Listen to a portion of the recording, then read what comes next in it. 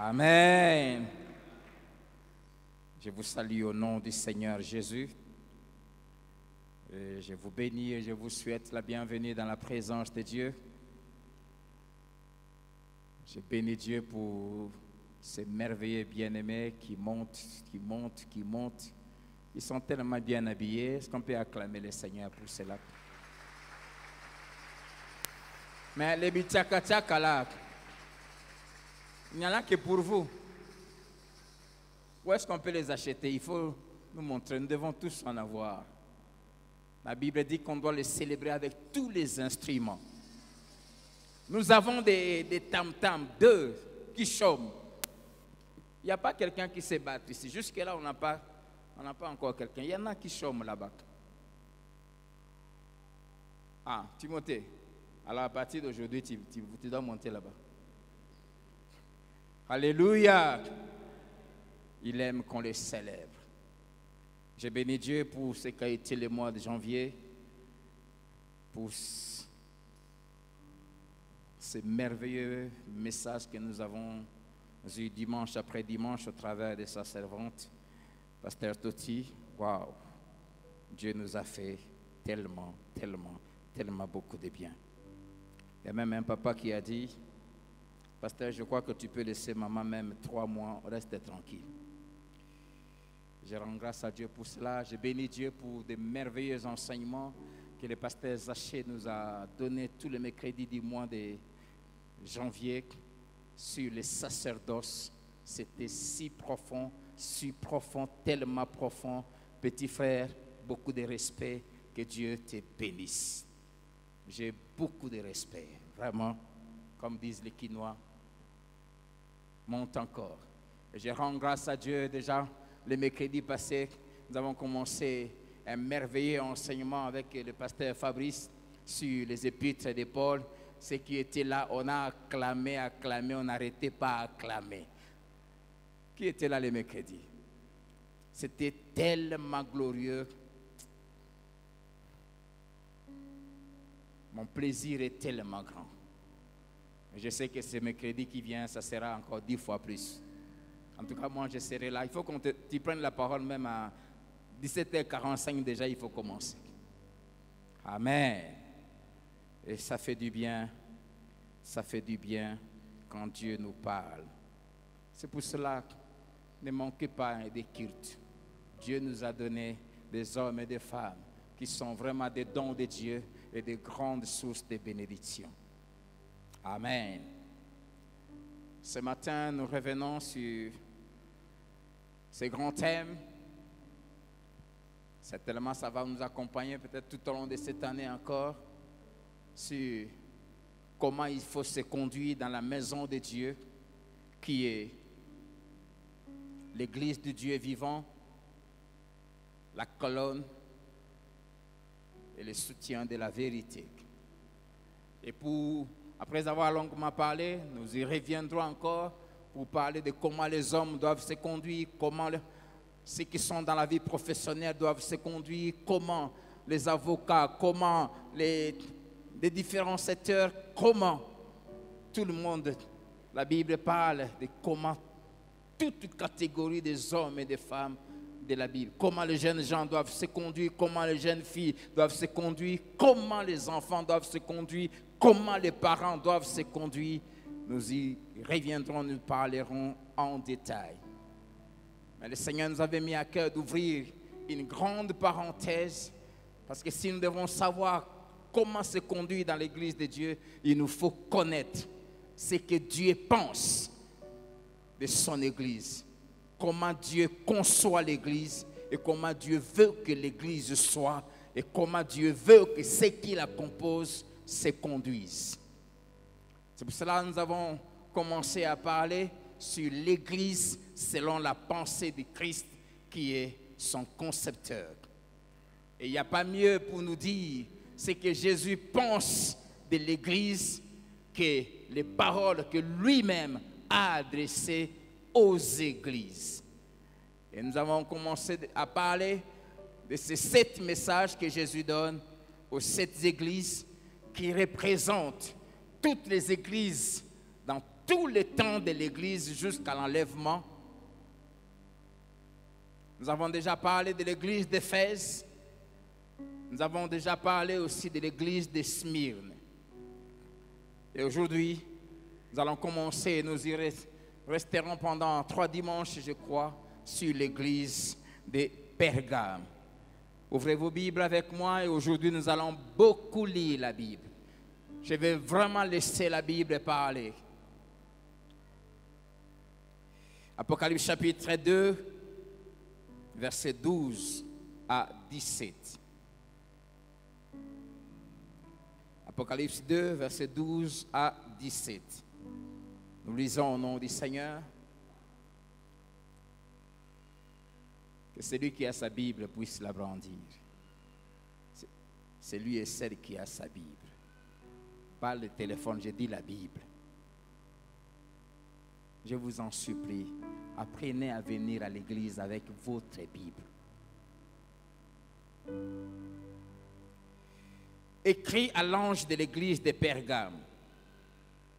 Voici ce que dit celui qui a l'épée aiguë à 2 tranchants. Je sais où tu demeures. Je sais que là est le trône de Satan.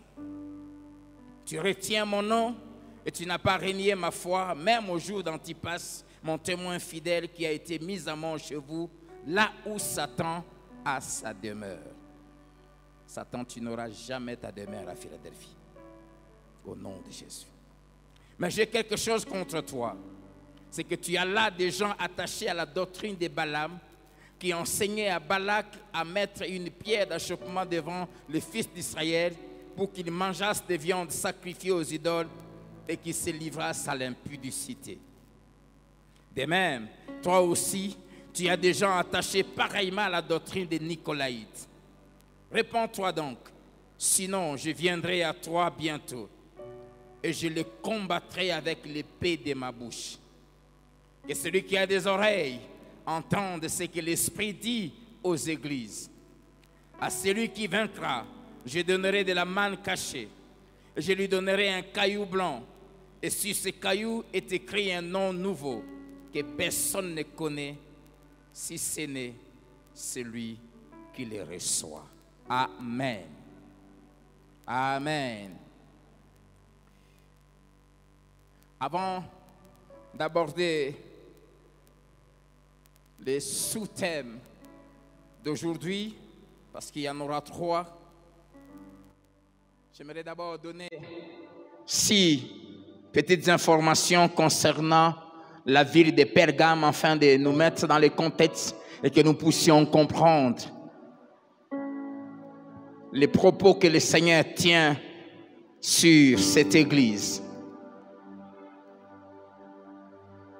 La première information, c'est que bien que les origines de l'église, plutôt de la ville de Pergame, remontent aux temps anciens, mais c'est au IVe siècle qu'Alexandre le Grand, dans sa conquête, en avait pris possession. Au IVe siècle. La deuxième information, cette ville de Pergame s'appelle aujourd'hui Bergama. Et elle se trouve dans la province d'Izmir en Turquie. Elle se trouvait à l'époque de la Bible, à l'époque où Dieu parlait à cette église, à 160 km d'Éphèse et de Smyrne. Et elle était au milieu entre Éphèse et Smyrne, dont nous avons déjà parlé. Troisième information, elle n'était pas une ville portuaire. Elle se situait à 24 km de la mer Égée. Elle ne se trouvait pas non plus sur une route commerciale, mais elle était la plus grande ville d'Asie de l'époque. L'Asie dont la Bible parle ici, ce n'est pas l'Asie actuelle. C'est la grande partie de l'Europe, surtout la partie de la Turquie. Là. Et on l'appelait même la ville la plus distinguée. Quatrième information, quand Jean est tenté d'écrire l'Apocalypse, Pergame est une capitale de l'Asie depuis 250 ans. Et une grande partie de cette ville a été bâtie sur une colline qui s'élève à plus de 300 mètres au-dessus de la plaine. Et jusqu'à ce jour, ce site est très impressionnant, au point que ce célèbre archéologue du 19e siècle, William Ramsay, a dit ceci de cette ville: plus que tout autre site d'Asie mineure, elle donne aux voyageurs l'impression d'une ville royale, le siège de l'autorité. Et elle était vraiment le siège de l'autorité, mais de l'autorité du diable, bien sûr. Cinquième information, dans la ville de Pergame, à l'époque de la Bible, tout était grand. Plus grand que partout dans toutes les autres villes. Premièrement, c'était une ville extrêmement riche, plus riche que toutes les villes de l'époque. Deuxièmement, elle possédait une bibliothèque qui était la plus grande de l'époque. Elle avait plus de 200 000 livres. Elle dépassait même la bibliothèque d'Alexandrie en Égypte. Et à cause de cette bibliothèque, la ville était considérée comme les défenseurs de la culture grecque qui dominait le monde à l'époque du Nouveau Testament. D'ailleurs, c'est à Pergame qu'est né et a étudié ce plus grand physicien des années, en tout cas depuis l'époque de la Bible, c'est-à-dire le 1er siècle, presque jusqu'au 15e siècle. Il a été considéré comme étant le plus grand physicien. Il s'appelait Galène. Et à son époque, seul Hippocrate le surpassait en importance. Troisièmement, cette ville possédait le plus grand temple de toutes les villes de l'époque. Pergame était un centre important du culte qui était rendu aux 4 principales divinités du monde gréco-romain de l'époque.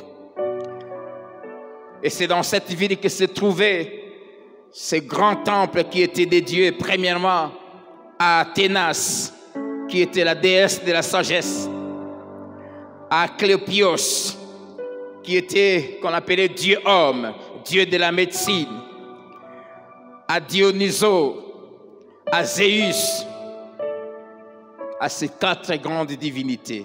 Mais aussi, il y avait aussi d'autres temples qui étaient dédiés à Bacchus. Bacchus qui était appelé Dieu de festivité. Et à Pergame, c'était une ville festive.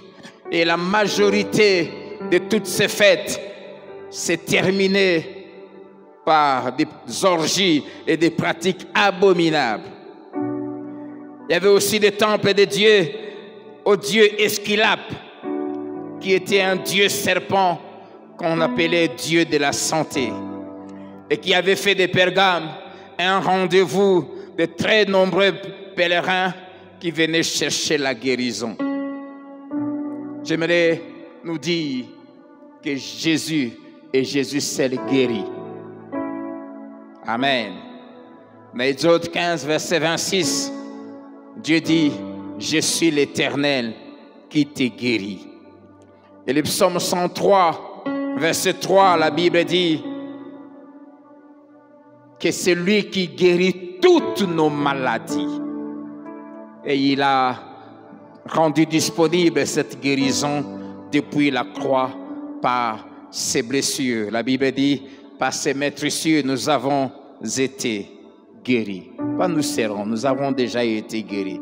Il nous suffit simplement d'aller prendre cette guérison et d'en jouir. C'est pour cela, si quelqu'un est malade, la Bible dit qu'il y prie et qu'il appelle les anciens de l'Église, qu'il y prie pour lui en les oignant d'huile. Et la prière de la foi guérira les malades. D'ailleurs, Dieu nous a mis à cœur le jeudi 17. Ça sera un jeudi spécial de guérison.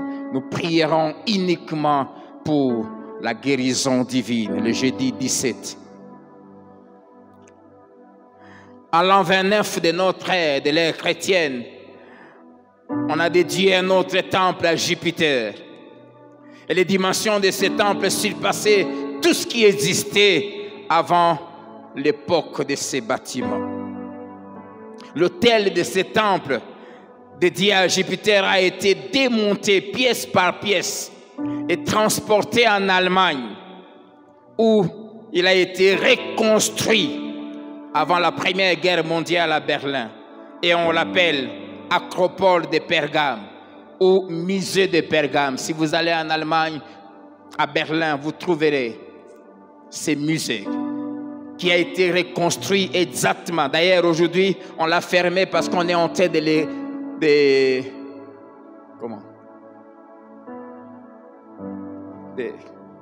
rénover.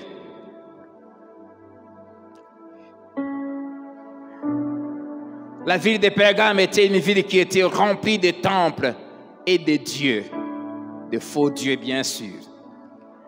Et les grands dieux de l'Olympe, Zéus, Athéna, Leto, Apollon, Déméter, avaient tous des temples extrêmement grands dans cette ville.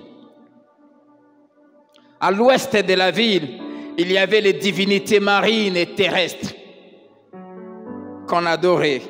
À côté du nord de la ville, il y avait des divinités de la nuit et des étoiles.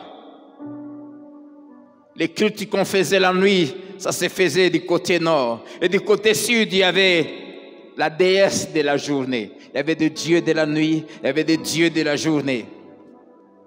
Et tous ces dieux ainsi que les statues de ces dieux débordaient dans toute la ville, au point que les spectateurs, ceux qui venaient dans cette ville, étaient très impressionnés. Mais les cultes qui étaient les plus importants à Pergame était celui qui était rendu à l'empereur romain.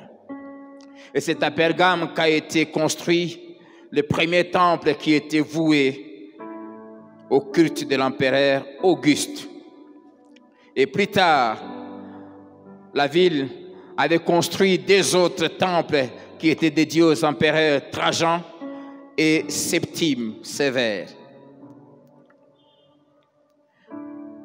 Ainsi, la ville était devenue un centre du culte de l'empereur dans toute la province de l'Asie mineure. Et quand les Mèdes et les Perses ont détruit le royaume de Babylone, tous les prêtres de Babylone avaient fui Babylone et sont allés se réfugier à Pergame. Et là, ils ont installé une idolâtrie d'un niveau plus élevé que celle qui s'est pratiquée à Pergame, et un occultisme d'un niveau très élevé. Babylone était le centre du satanisme à l'époque, et tous ces prêtres avaient fui et sont allés s'installer à Pergame.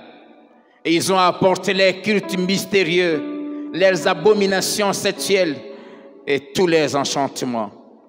D'ailleurs, le souverain prêtre babylonien portait le nom qui était un titre d'honneur, Pontifex Maximus. Littéralement, ça veut dire chef constructeur de ponts. Et vous comprenez que c'est de lui qu'est venue l'expression souverain pontife. Toutes ces informations expliquent ce que le Seigneur dit, reproche à l'église de Pergame au verset 13 en disant: je sais où tu demeures, je sais que là est le trône de Satan. C'est là où Satan a sa demeure. Satan avait sa demeure à Pergame, c'est-à-dire le quartier général de Satan à l'époque, c'était dans cette ville.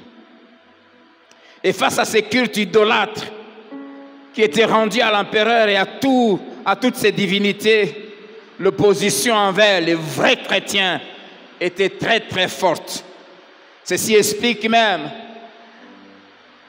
Et tous les commentateurs sont d'accord pour dire que ce témoin fidèle de Jésus, Antipas, a été tué parce qu'il avait refusé de rendre culte à l'empereur romain.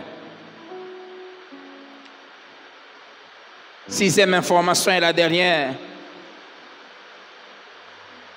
Le livre des Actes des Apôtres ne dit rien sur celui qui avait fondé l'église de Pergame. Mais selon Actes chapitre 16, versets 7 à 8, Paul serait passé par la Mysie, qui était une région située près de Pergame, lors de son deuxième voyage missionnaire. Mais ce qui est certain que nous pouvons retenir, c'est que cette église a été certainement fondée pendant que l'apôtre Paul prêchait l'évangile dans la ville d'Éphèse, là où il était resté longtemps.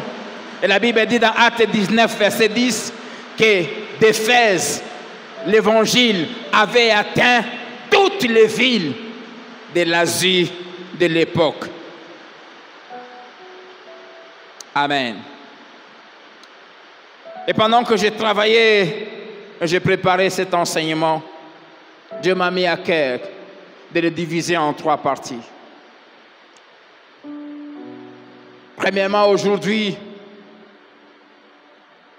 à cause de ce qui s'est passé dans cette ville et de l'influence que ces cultes sataniques avaient sur l'Église, j'aimerais nous parler ce matin sur les méfaits et les conséquences de l'idolâtrie, c'est-à-dire des pratiques occultes.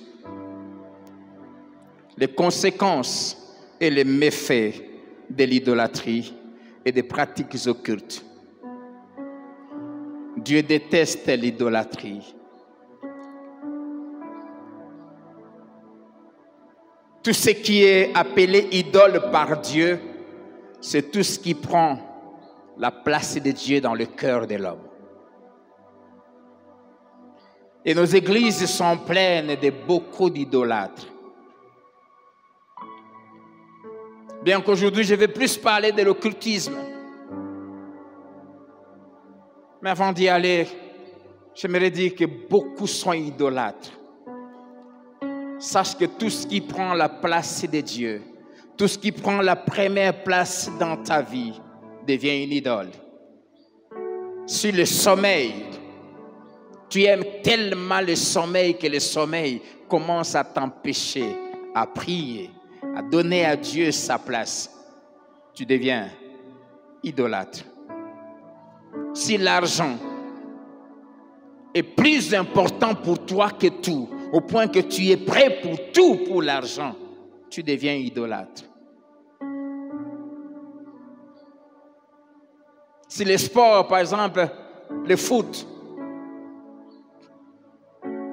devient si important pour toi qu'à cause du foot, tu peux même manquer un culte. À cause du foot, comme aujourd'hui à la finale de la CAN, 5 minutes avant que la finale commence, tu entends l'Esprit qui te dit « Retire-toi dans ta chambre, va prier ». Et tu dis au Saint-Esprit « Je vais d'abord suivre les matchs ». Tu deviens un idolâtre. Toute chose qui prend la place de Dieu, et qui t'empêche de vénérer Dieu, de donner à Dieu sa place, devient une idole.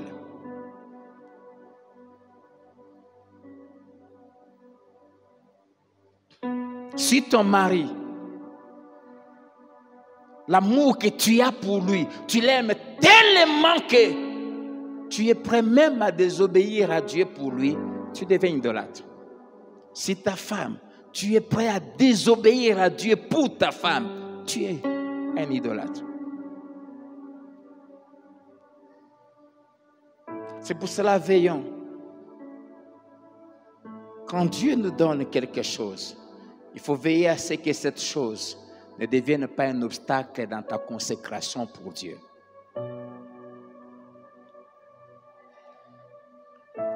On a vu des gens qui étaient très zélés. Quand Dieu donne le mariage, ça les refroidit.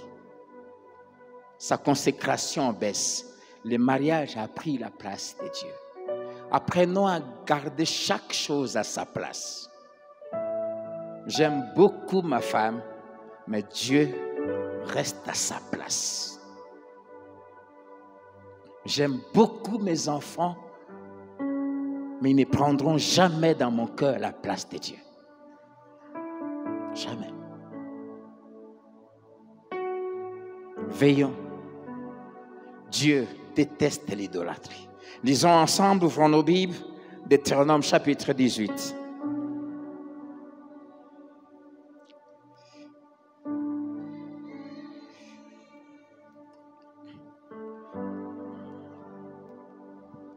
Deutéronome 18, versets 9 à 14.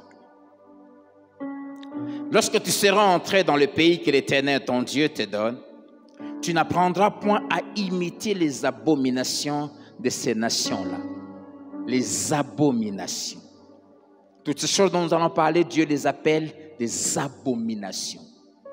Des choses sales, des choses dont il a horreur, qu'il ne peut supporter. Qu'on ne trouve chez toi personne qui fasse passer son fils ou sa fille par le feu. Personne qui exerce les métiers de devin, d'astrologue, d'augure, de magicien, d'enchanteur, c'est-à-dire de sorcellerie. Personne qui consulte ceux qui évoquent les esprits ou disent la bonne aventure. Personne qui interroge les morts, qui parle aux morts. Car quiconque fait ces choses est en abomination à l'Éternel. Non seulement ces choses sont abominables devant Dieu, mais celui qui les fait devient lui-même aussi abomination. Et c'est à cause de ces choses que l'Éternel, ton Dieu, va chasser ces nations devant toi. Tu seras entièrement à l'Éternel, ton Dieu. Car ces nations que tu chasseras écoutent les astrologues et les devins. Mais à toi, l'Éternel, ton Dieu, ne les permet pas. Mais à toi, l'Éternel, ton Dieu, ne les permet pas. Tu peux dire à ton voisin, à toi, l'Éternel, ton Dieu, ne les permet pas. Dis-le lui. Change de voisin.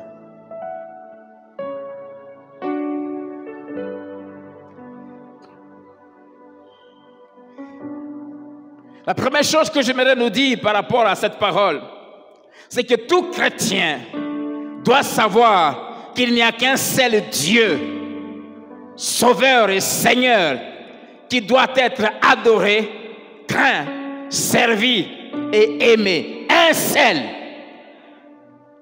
Deutéronome chapitre 6, verset 4. Tout enfant d'Israël, dès que l'enfant naissait, la première parole qu'on faisait entendre à cet enfant, c'est ces versets. En Israël. C'était la première parole que tout parent, dès que l'enfant naissait, la première parole que tout parent, même si l'enfant n'écoute pas encore, il lui criait ça dans ses oreilles. Qu'est-ce que dit ce passage? Écoute Israël, l'Éternel notre Dieu est le seul éternel. Je croyais que tu allais dire Amen.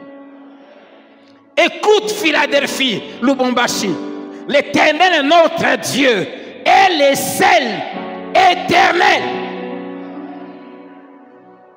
Écoutez-moi, fils et filles de Dieu de Philadelphie, l'Éternel notre Dieu est le seul éternel. Dans Isaïe 43, on va beaucoup lire la Bible aujourd'hui. Soyez rapide, ouvre avec moi la Bible. Isaïe 43, versets 10 à 13. Vous êtes mes témoins, dit l'Éternel, vous et mon serviteur que j'ai choisi, afin que vous le sachiez, que vous me croyiez et compreniez que c'est moi. Avant moi, il n'a point été formé de Dieu, et après moi, il n'y en aura point. C'est moi qui suis l'Éternel, et hors moi, il n'y a point de sauveur. C'est moi qui ai annoncé, sauvé, prédit. Ce n'est point parmi vous un Dieu étranger. Vous êtes mes témoins, dit l'Éternel. C'est moi qui suis Dieu. Je le suis dès le commencement, et nul ne délivre de ma main. J'agirai qui s'y opposera. Amen. Ésaïe 44, verset 6. Ainsi parle l'Éternel, roi d'Israël, roi de Philadelphie, le Lubumbashi, et son Rédempteur, l'Éternel des armées. Je suis le premier et je suis le dernier. Et hors moi, il n'y a point de Dieu. Disons Amen. Amen. Il n'y a jamais eu de Dieu avant lui parce qu'il n'y a jamais eu d'avant lui. Il n'y aura jamais de Dieu après lui parce qu'il n'y aura jamais d'après lui. Deuxième chose que tout chrétien doit savoir. Tout chrétien doit savoir qu'il ne doit pas avoir un autre Dieu devant son Dieu. Lisons Exode chapitre 20. Le premier commandement. Exode 20, versets 1 à 5. Alors Dieu prononça toutes ces paroles en disant: Je suis l'Éternel ton Dieu, qui t'ai fait sortir du pays d'Égypte, de la maison de servitude.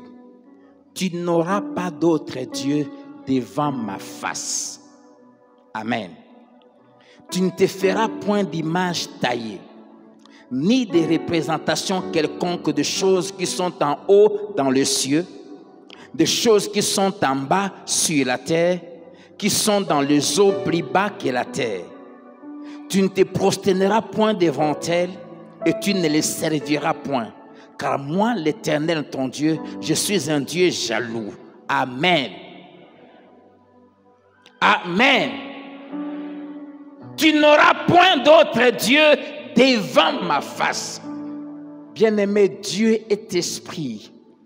Et on l'adore en esprit et en vérité. Il dit, tu ne te feras aucune représentation de Dieu. Aucune statue. Rien qui peut mettre. Ce n'est pas en vain que Jésus est venu avant que la photo ne vienne. C'est pour que nous n'ayons pas de photos à mettre devant pour nous prosterner. Amen. Si tu oses mettre quelque chose devant toi que tu vas appeler Dieu, tu deviens un idolâtre. On n'adore pas Marie. Il n'y a pas de statue, chaînette, croix ou quoi. Je n'ai pas besoin de voir Dieu. D'ailleurs, lui-même a dit, si tu le vois, tu vas mourir. Mais nous le verrons quand nous nous dépouillerons de ce corps ici. Amen. Mais il vit en moi. Je suis avec lui. Quand je lui parle, il m'entend et il me parle. Aucune représentation à faire. Aucune image. Ne le faites jamais. Ne vous faites jamais quelque chose qui représente Dieu. Vous n'avez pas besoin d'avoir quelque chose sur vous. Une chaînette, une bague. Quelque chose qui vous assure une quelconque protection. C'est Dieu seul qui le fait. Amen.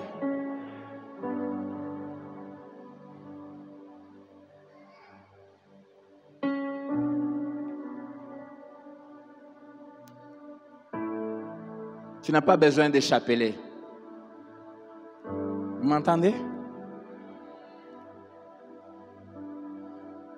Tu n'as pas besoin d'une chaînette là avec une grosse croix là. Tu n'as pas besoin de ça. Tu ne te feras aucune représentation de choses qui sont au ciel, de choses qui sont sur la terre et de choses qui sont sous la terre. Aucune. Alléluia. Amen. Amen. Ne jamais fabriquer des statues ou d'idoles. Troisième chose à savoir, Dieu interdit toutes ces pratiques sataniques et occultes à ses enfants. Aucun chrétien ne doit le faire, mais à l'Éternel, ton Dieu, il ne te le permet pas. L'occultisme, la sorcellerie, la magie, toutes ces choses, l'idolâtrie, conduit les gens à faire des choses graves. Premièrement, ça conduit aux sacrifices humains. Les gens qui sont dans l'occultisme deviennent obligatoirement des meurtriers. Et Dieu dit qu'on ne trouve pas chez toi quelqu'un qui fait passer ses enfants par le feu, qui sacrifie ses enfants à un quelconque Dieu. En tant que pasteur, j'ai vu et j'ai entendu et j'ai continué à entendre. L'occultisme va te pousser à sacrifier tes enfants, à tuer les gens, à tuer ta femme, à sacrifier tes enfants, à détruire leur vie. Que de folie produite par l'occultisme. Des enfants sacrifiés, fous, parce qu'il produit des choses la nuit pour son père ou sa mère. La Bible dit, tu ne tueras point. L'occultisme mène obligatoirement au sacrifice. À quoi ça sert d'avoir l'argent et détruire tes propres enfants? Je ne comprends jamais. Un parent, à cause de la sorcellerie, tu sacrifies tes enfants. Tu bloques les naissances de tes enfants. Tu bloques la croissance sociale, financière de tes enfants. Tu bloques l'intelligence de tes enfants. Mais à quoi va te servir si tes propres enfants deviennent nuls? Comme le diable est méchant.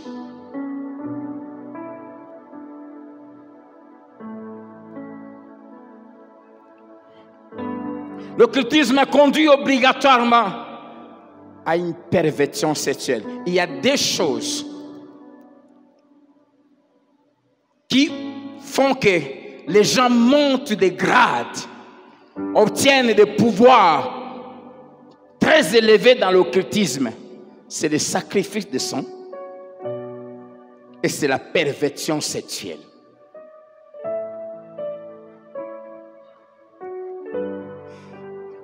Quand je préparais le message, je disais quel exemple prendre parce que j'en ai tellement entendu. J'ai grandi en Binza village. Il y avait une famille. Son père était un grand du pouvoir de l'époque. Cette fille était très attachée à moi. Elle nous faisait pitié. Mais c'était la fille bien-aimée de son père. Elle voyageait toujours avec son père. Son père ne voyageait jamais avec ses femmes. Mais toujours avec sa fille là. J'oublie jamais cette image. Un jour, elle me dit, Timothée, est-ce qu'on peut parler? Elle me dit, je suis la femme de mon père. Et puis elle m'a dit, excuse-moi. Elle a soulevé sa robe, pasteur. Trop ici, trop ici, trop ici. Elle dit, chaque fois quand tu me vois voyager là, on me fait des opérations. Tous ces trous que tu vois, je ne sais pas t'expliquer ça, mais on a fait des choses la nuit dans mon corps. Un père. Il y a des choses que j'ai entendues. un homme qui dévierge toutes ses filles. Et quand cette fille me parlait, elle dit, et papa nous a toutes déviergées et en présence de maman. Maman est là quand il nous dévierge. Et il nous dit, c'est à cause de ça que nous avons tout ça. Le Dieu que moi je sers donne la richesse. Mais sans ça, j'aimerais vous dire, enfants de Dieu, n'enviez jamais les gens. J'ai tellement entendu, j'ai tellement vu des choses. Je suis fils d'un politicien. J'ai grandi au milieu des politiciens. J'ai travaillé dans la politique pendant un temps. J'ai appris à ne jamais envier les gens. Je ne sais pas comment tu gagnes ta vie. Même si tu changes de voiture, je te regarde. Je ne sais pas comment tu gagnes. N'enviez jamais. En tant que pasteur, on entend tellement de choses.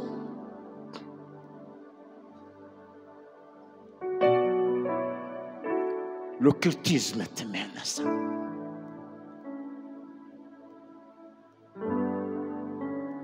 L'occultisme va te pousser à coucher avec tes sœurs. J'oublie jamais un garçon à Lemba. C'était un musicien d'un orchestre. On lui a dit, pour que tu fasses un album qui va te faire connaître dans le monde, il faut coucher avec ta mère. Et il a drogué sa mère. Malheureusement pour lui, sa mère était une vraie chrétienne. Il a drogué sa mère. Il a déshabillé sa mère. Et quand il baisse son pantalon, Dieu bloque son corps, rien ne fonctionne. Et sa mère sursaute. Sa mère se regarde nue et son fils devant lui nu. Qu'est-ce que tu veux me faire? Dès que sa mère a dit ça sur le champ, il est devenu fou. Jusqu'aujourd'hui. J'ai étudié avec un ami. Son père était aussi dans la politique. Un bel homme. Il était le plus beau de toute l'école à l'internat dans le Bas-Congo. Un bel homme. Sacrifié. Juste après qu'il ait eu le diplôme, qu'on ait le diplôme, il est fou. Si vous allez à Kinshasa, vers ma campagne, la route, Bente, que vous allez le voir jusqu'aujourd'hui. Folie. Détruit par l'occultisme. Qu'est-ce que vous cherchez? Ça va vous amener à faire des choses terribles.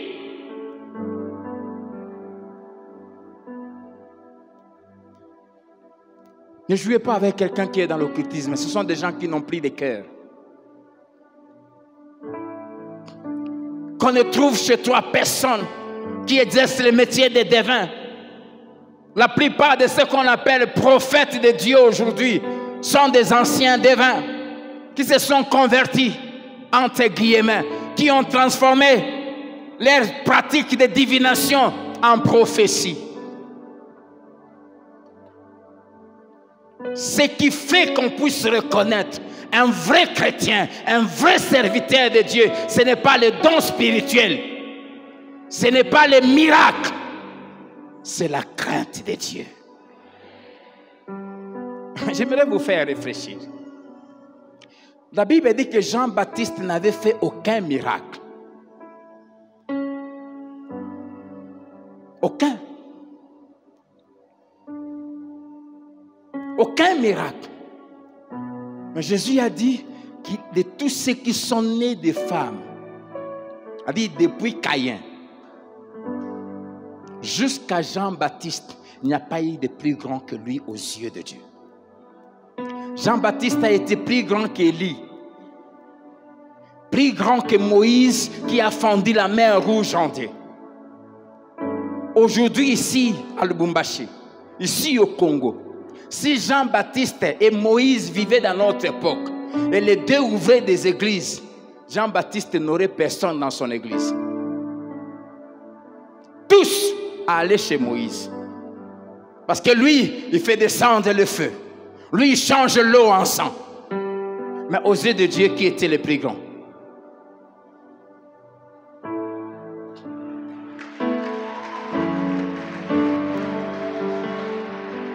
La grandeur, vous aurez peut-être de l'importance aux yeux des hommes. Quelqu'un me disait, pasteur, dose un peu le message de la sainteté. L'église risque de devenir vide. Je n'ai pas été envoyé à Lubumbashi pour chercher les gens qui vont remplir l'église. J'ai été envoyé à Lubumbashi pour bâtir un peuple saint.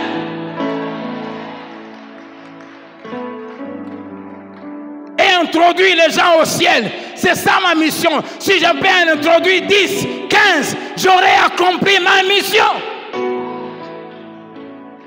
Je m'en fous. Je n'ai pas besoin d'être important aux yeux des hommes.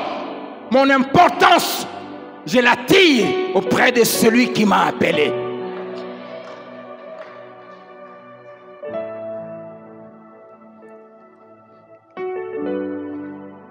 Personne qui pratique les métiers d'astrologue, vous qui consultez les horoscopes, sachez que c'est de l'idolâtrie et vous entrez en contact avec les démons.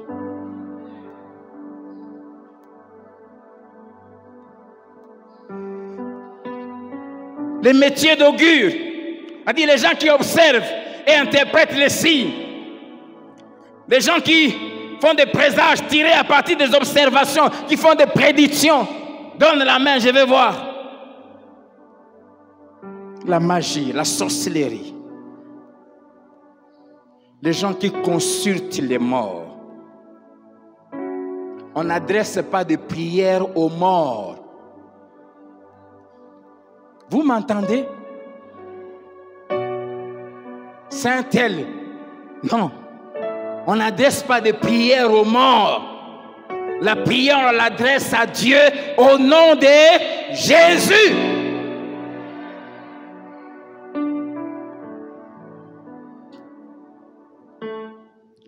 On ne parle pas aux morts. Vous qui parlez à vos parents et à vos frères, quand vous allez les enterrer, papa, tu es parti. Ne me laissez pas. On ne parle pas aux morts. Amen. Quand quelqu'un meurt, malgré la douleur, on loue Dieu. Le corps là, on ne lui parle pas. Parce que la personne qui est morte n'est pas dans ce corps. Le corps n'est qu'une maison où il habitait. Dès que le cœur cesse de battre, l'esprit part. C'est ce que nous sommes. Nous sommes esprits. Si la personne connaissait Jésus, les anges le prennent, l'amènent au paradis. Si la personne ne connaissait pas Dieu, il va dans le séjour des morts, l'avant-goût déjà de l'enfer, où il va commencer déjà à brûler.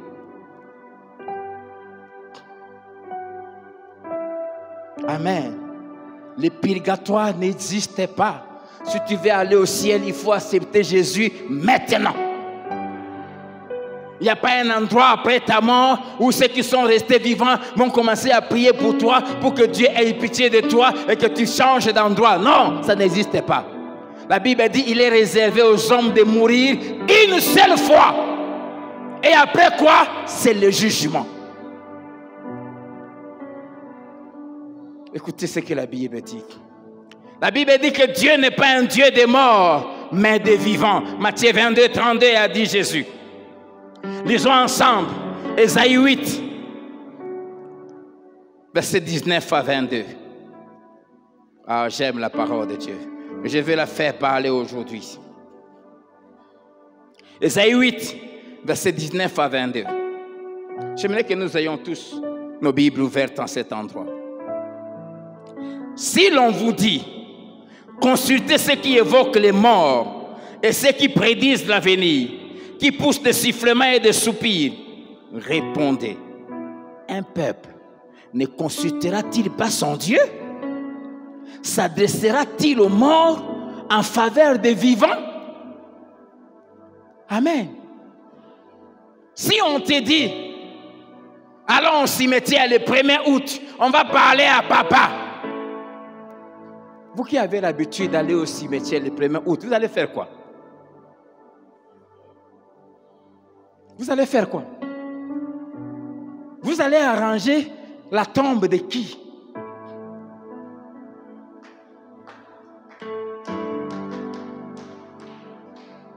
Vous savez pourquoi, dans l'ancienne alliance, toucher à un mort, ça rendait l'homme impur?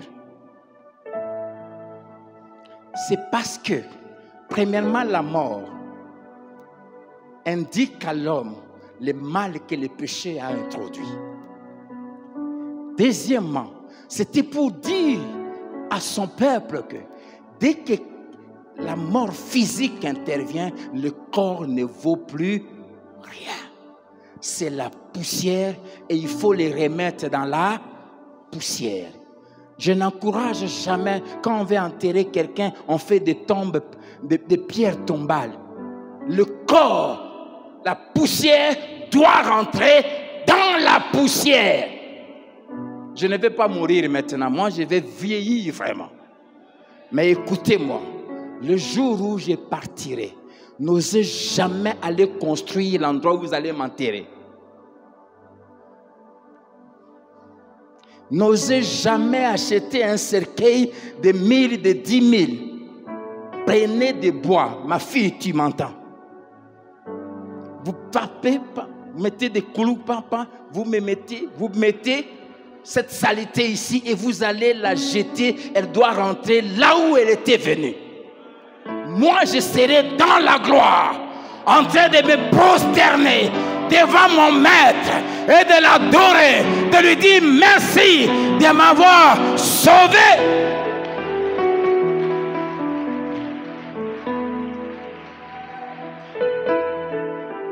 Au lieu de prendre l'argent pour faire du bien à ceux qui sont en vie, la Bible dit même un chien vivant vaut mieux que quelqu'un qui est mort.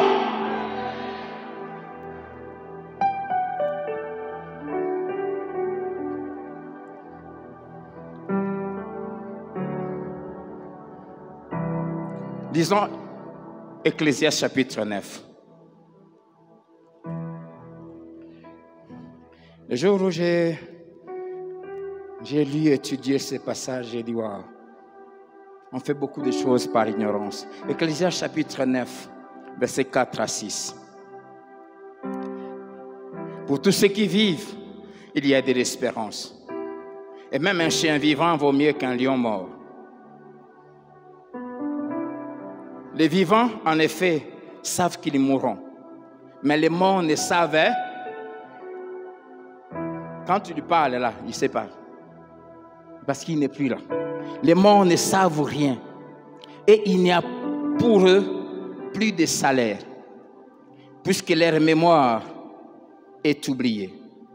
Et leur amour, et leur haine, et leur envie ont déjà péri. Et ils n'auront plus jamais, dis à ton voisin jamais, et ils n'auront plus jamais aucune part à tout ce qui s'est fait sous le soleil. Ils n'auront plus jamais de part dans tout ce qui s'est fait chez le royaume des vivants. Terminé. Terminé.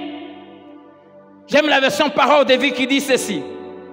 Oui, les vivants savent qu'ils mourront, mais les morts ne savent rien du tout. Eux, ils n'ont plus rien à attendre, puisqu'on les a oubliés. Et ce qu'ils ont aimé, ce qu'ils ont détesté, et même leur jalousie, tout cela a disparu avec eux. Ils ne participent plus jamais à tout ce qui se fait sous le soleil. Ils ne participent plus. C'est fini.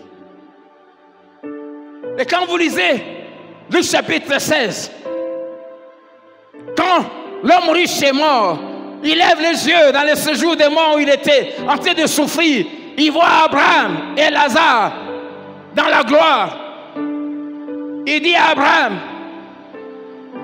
Si tu peux demander à Lazare d'aller dans le monde pour aller parler à mes 5 frères que j'ai laissés là-bas, qui mènent une très mauvaise vie, pour qu'ils ne me rejoignent pas ici. Abraham lui a dit, ils ont Moïse et les prophètes. Ils ont les prédicateurs là-bas. Ils ont la Bible. Il dit non. Si quelqu'un de mort rentre, ils vont croire. Abraham lui dit, ça ne peut pas se faire. Pris de contact, c'est terminé. C'est terminé. S'adresser aux morts, c'est s'adresser aux démons.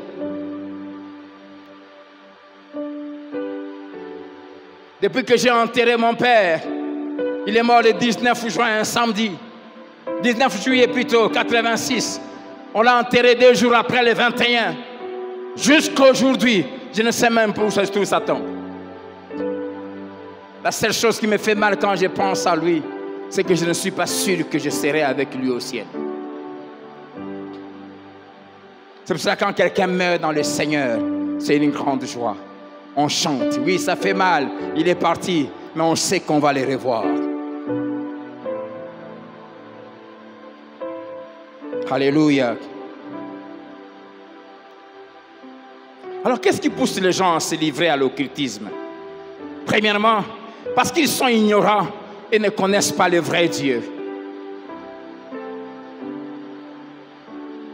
Allez lire Actes chapitre 17, 15 à 16 et 21 à 31. L'apôtre Paul. J'aimerais lire ça. Je ne vais pas bâcler ce message. Faute de temps. Je vais le continuer le dimanche prochain. Mais on va lire Actes 17.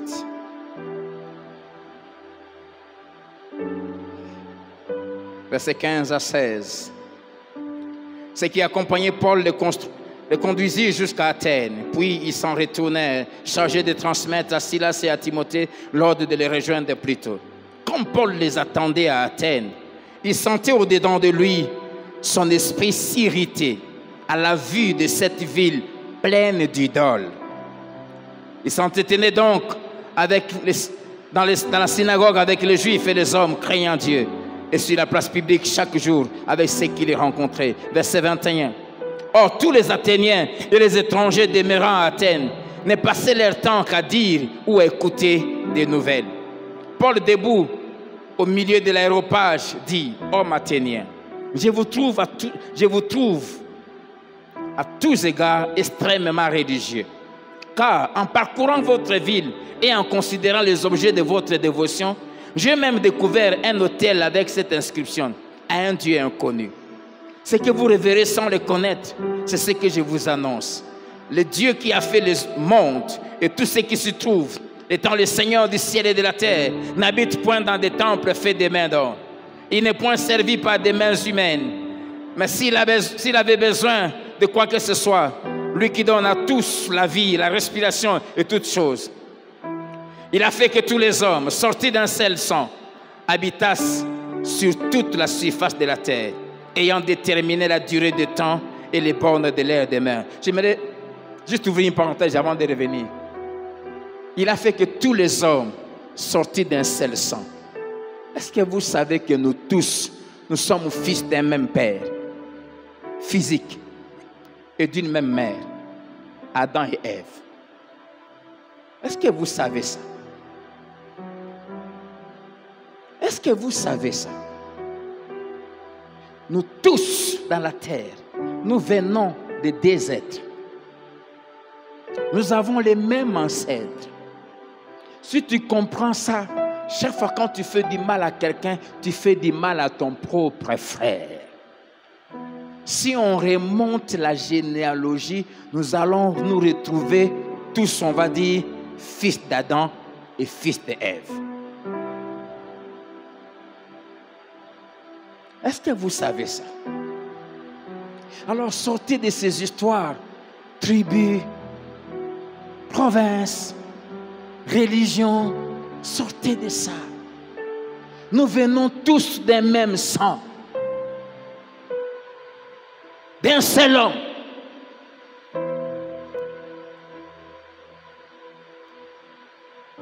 C'est au chapitre 11 de Genèse, à la construction de la tour de Babel que Dieu nous a dispersés. Il a fait un miracle. Il a créé plusieurs langues au même moment. Il a créé plusieurs races au même moment. Nous étions tous sur la même race. Au même moment, d'autres ont changé de teint. Au même moment. Et il nous a dispersés. Pourquoi? Parce que les hommes avaient refusé d'obéir à l'ordre de Dieu. Multiplier et remplisser la terre. Et ils ont voulu se mettre ensemble. La même erreur a été reproduite par les apôtres. Alors que Jésus leur avait dit, allez partout dans le monde prêcher l'évangile. Mais ils se sont concentrés au même endroit. Alors Dieu a provoqué la même chose. Il a provoqué un problème qui les a dispersés.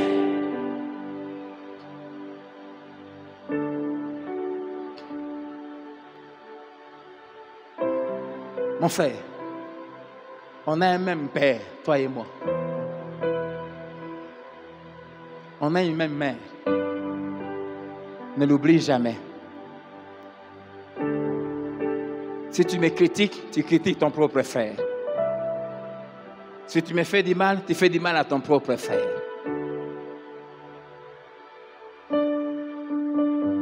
Que Dieu vous bénisse.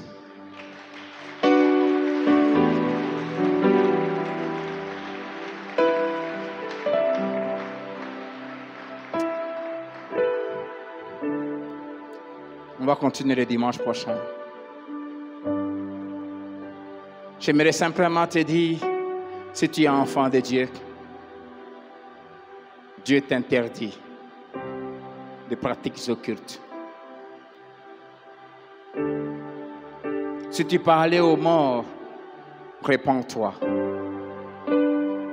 Celui que tu as l'habitude de voir là dans les songes, qui te parle, oh ma mère m'a parlé, non, ce n'est pas ta mère. Si tu avais l'habitude d'aller au cimetière le 1er août, si tu es enfant de Dieu, il faut arrêter ça. Il faut arrêter ça. Tu avais l'habitude d'aller déposer des bouquets de fleurs. Tu dépenses l'argent au lieu même de venir me donner ça. Moi qui suis en vie, tu vas acheter de grosses fleurs, $100, et tu vas là. Maman.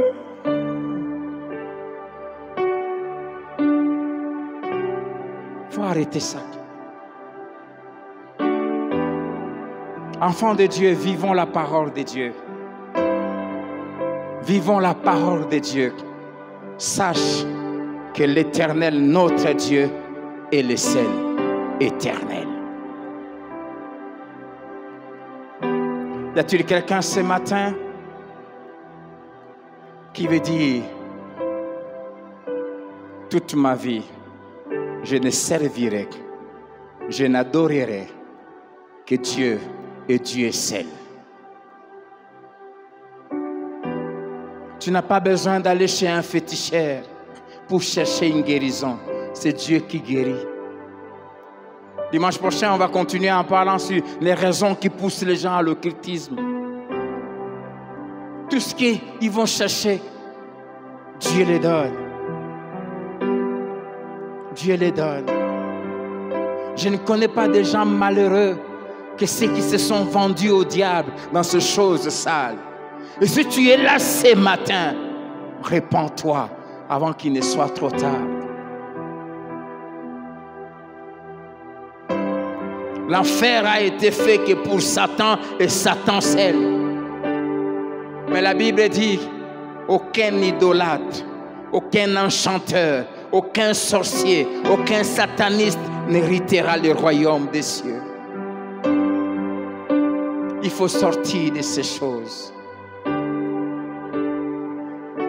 Je te pose la question ce matin.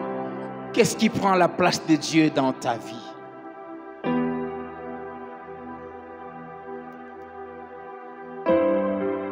C'est une autre sorte d'idolâtrie.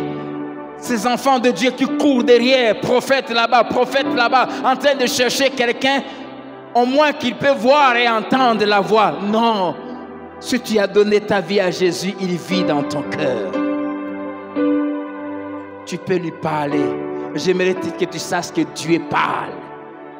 Le Dieu de la Bible parle.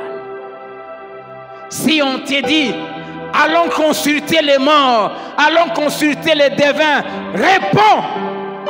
Un homme ne consultera-t-il pas son Dieu? Demandera-t-il aux morts d'intervenir pour un vivant?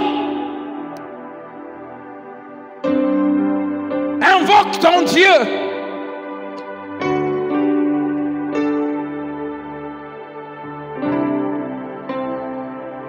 Je ne sais pas en quoi Dieu t'a parlé. Si tu t'es retrouvé dans ces messages, demande pardon à Dieu. Qu'il y ait des choses que parfois nos parents nous ont fait faire, des pratiques bizarres dans les familles. Répands-toi et sors de ces choses. Et si tu veux que je puisse prier avec toi et pour toi, tu peux aussi te lever. Si tu veux le faire toi-même, tu peux le faire. Seulement, donne-toi à Dieu et décide de vivre pour Dieu et pour Dieu seul.